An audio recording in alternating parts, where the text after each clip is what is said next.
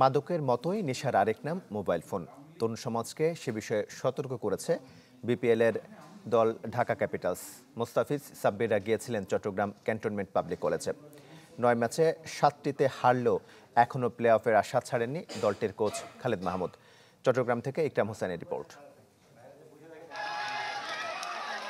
Chittagong cantonment public কলেজে Dhaka Capitals.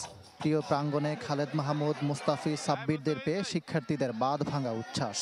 আগ্রহ প্রকাশ করেছেন, ঘিরে ধরে অটোগ্রাফ ও সেলফি তুলতে। ক্রিকেটাররাও তাদের আবদার মিটিয়েছেন যতটা সম্ভব।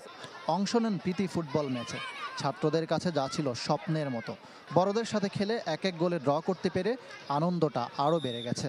সাব্বির রহমানও ফিরে গেলেন শৈশবে। আমি জীবনে স্টেডিয়ামে যাই না একবার, কিন্তু আমি আজকে স্কুলের পক্ষ থেকে একটা ন্যাশনাল টিমের সাথে খেলে পেয়েছি।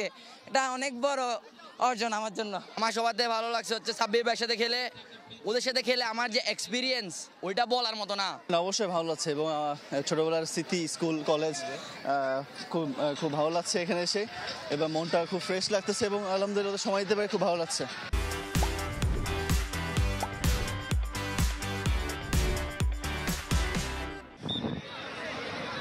মাদক ও মোবাইল আসক্তি থেকে শিশু কিশোরদের সচেতনতার জন্য ঢাকা ক্যাপিটালসের এমন উদ্যোগ।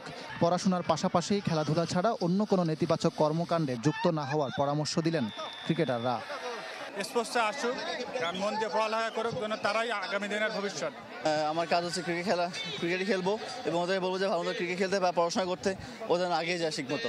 মোবাইলের অ্যাডিকশন থেকে দূরে থাকতে এবং ডেফিনেটলি ড্রাগস থেকে দূরে থাকতে এবং নিজের একটা সুন্দর জীবন গড়ে তুলতে।